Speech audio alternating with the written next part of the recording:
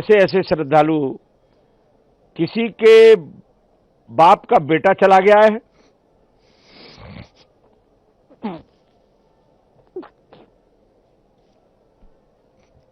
किसी का पुत्र चला गया है।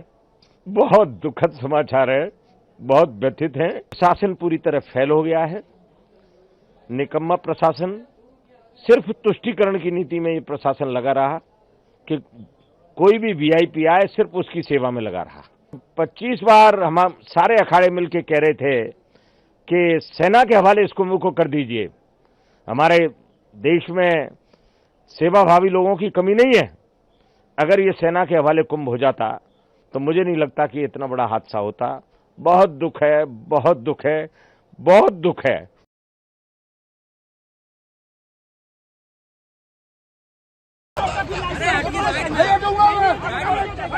सब खड़े हो जाओ यहीं पे। कोई नहीं हटेगा, सबका खड़े हो।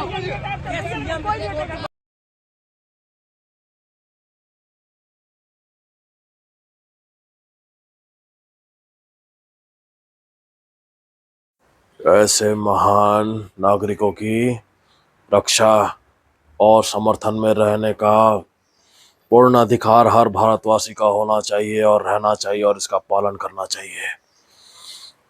जय कली की सरकार। मेरे धर्म से भिड़ोगे हमारा काल चक्र, ऐसी स्थितियां बना दूंगा मैं, सांस लेने की भी जगह नहीं रहेगी धरातल में कहीं तुम्हारे लिए। कली की सरकार अपने पतन के लिए तैयार हो जाओ।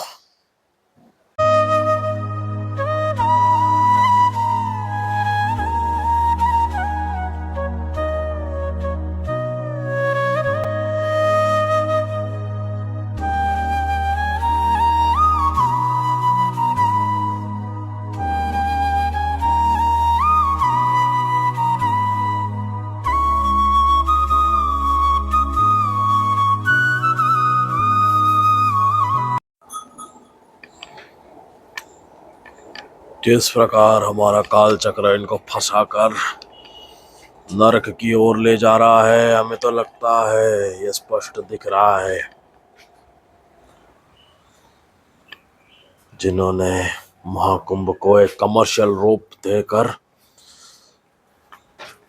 वहां से हर प्रकार का मुनाफा कमाने की चेष्टा की है, ऐसी कली की सरकार बीजेपी के हाल देखो कहाँ फंसी है। ये इनके दुष्कर्मों के कारण बढ़ती हुई श्रद्धालुओं की भीड़ ये धर्म का प्रतीक होता है। ये जो पैरों से चलकर आते हैं भ्रमण करते हुए, इनमें चरण कमलों का हमारा आशीर्वाद रहता है। ऐसे श्रद्धालुओं की मृत्यु आज कली की सरकार का वीआईपी को पक्ष देना और इनको स्पेशल ट्रीटमेंट देना, श्रद्धालुओं को रोककर जिनसे ये घोर अपराध हो गया रहा महाकुंभ में, इससे जो भीषण श्राप कली की सरकार को लगा है, यह तो अभी कुछ ही दिवस सप्ताह में सिद्ध हो जाए और दिखेगा इसका पूरा असर।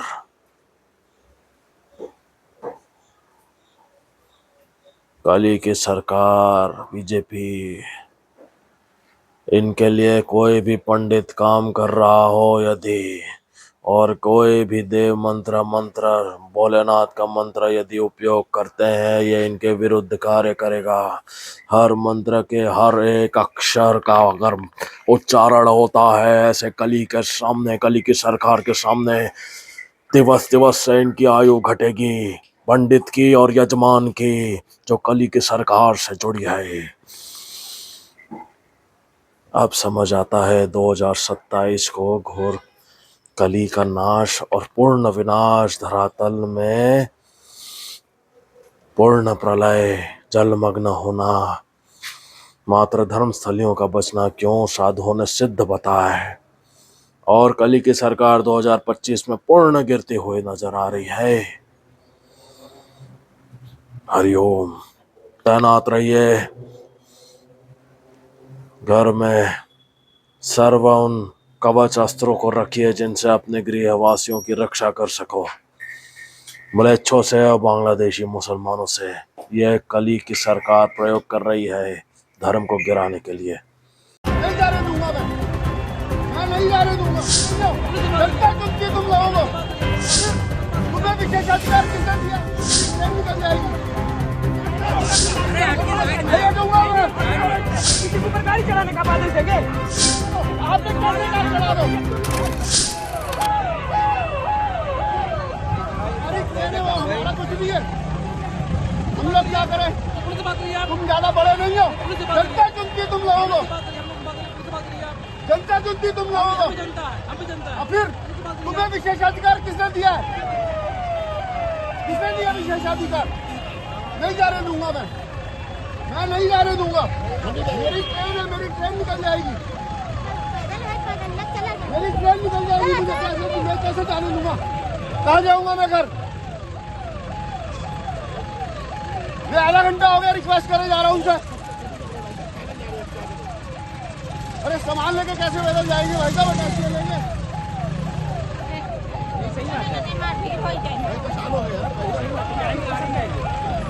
सब गाड़ियाँ निकाल रहे हैं सर। देखो मेरी ट्रेन है, इसका मतलब नहीं है ना। सब स्पीकर लगा के आ जाइए आप, हमें भी तो जाने दो ना, कम से कम समझो। या तो आप खोलो सकते हो, नहीं खोलना ना मत खोलो। ये कोई बात ही नहीं। चढ़ा दो, मेरे ऊपर चढ़ा के ले जा, कोई दिक्कत नहीं। मेरी ट्रेन है।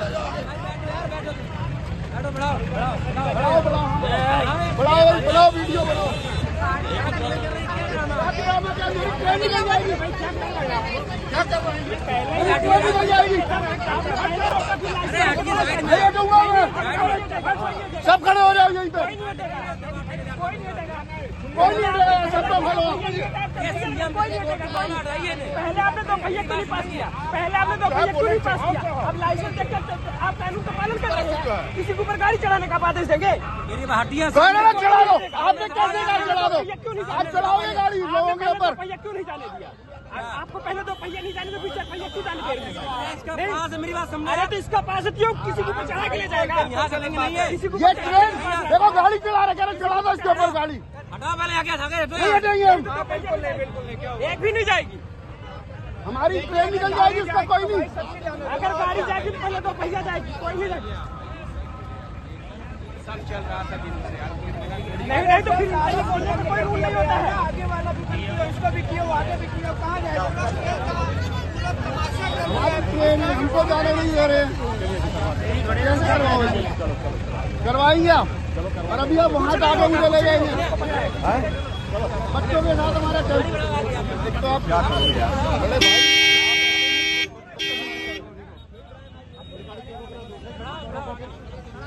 हमारी नहीं जाने दोगे आप?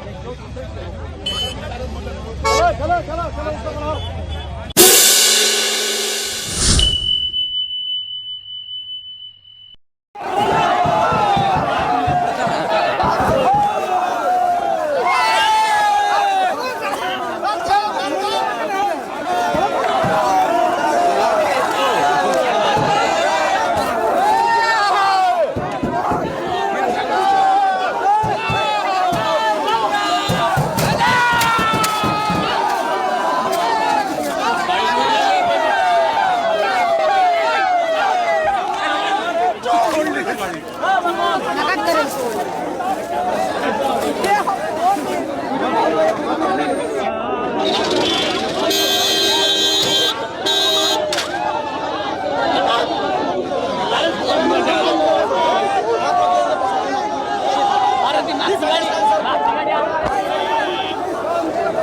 ये तीन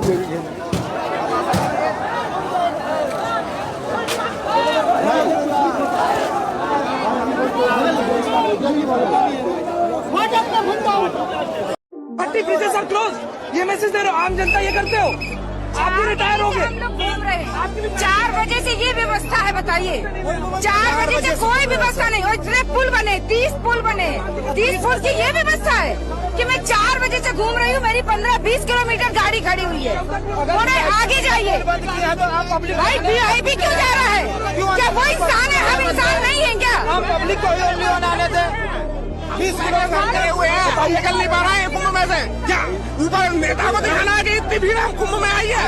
किसकी वजह से इतने सारे पुल किनकी वजह से बना है? पब्लिक के पैसे से बना है। और क्यों आने दे रहे हैं? अगर VIP के लिए ये तो पुल ही ना रखे। अब भाई बताइए, इतने सारे लोगों को मैं इतना वजन लेके आया हूँ, सामने मेरा रूम है। 50 आदमी कितना?